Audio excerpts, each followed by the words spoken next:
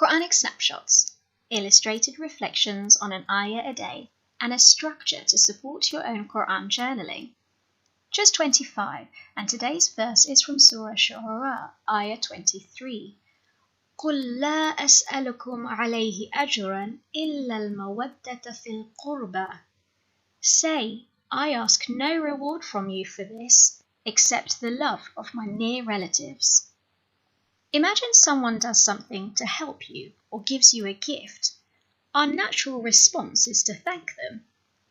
To bring us this great gift of Islam and knowing Allah, the Holy Prophet Muhammad ﷺ was mocked, abused, and exiled. How can we ever repay him? And how can we thank him? All previous prophets before him would say, I ask no thanks for this, my reward is with Allah. But in this verse, Allah asks the Prophet Muhammad to tell us the way we can thank him is through showing love for his qurba, his close ones. Through this verse, Allah has made showing mawadda, a strong love towards the Ahlul Bayt, a religious obligation on us. So how is it that we can show mawadda? Well, when there's someone whom we love, we will remember their birthday. If it's someone we've lost, we will remember them every year on the day they left us. We'll want to make friends with the people they like, and we'd stay away from the people who are hurtful to them. If you imagine your best friend, they're probably closest to you because you're the most similar. You like the same things.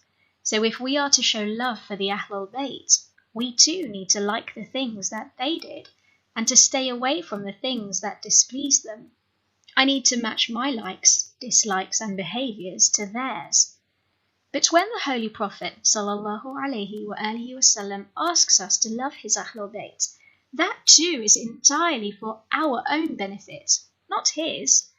Amongst his final advice to us, the Holy Prophet said, I am leaving behind two weighty things for you, the Book of Allah and my Ahlul Bayt. It is only through the teachings of the Ahlul Bayt after the Prophet that his true message could reach us. To me, this verse makes me proud to be a lover of the Ahlul Bayt, for it is what Allah asks of us in the Quran. But it also makes me think about how I can follow them in my everyday to show a true gratitude for this message. Let's pick out the key words to help us remember and record this passage. Qurba, a little like qareeb, which we saw in Juz 2. Qurba meaning close relatives, and mawadda meaning love. Having little doodles helps us to remember the words better. You can choose any image that helps you. I've got figures of light surrounded by hearts.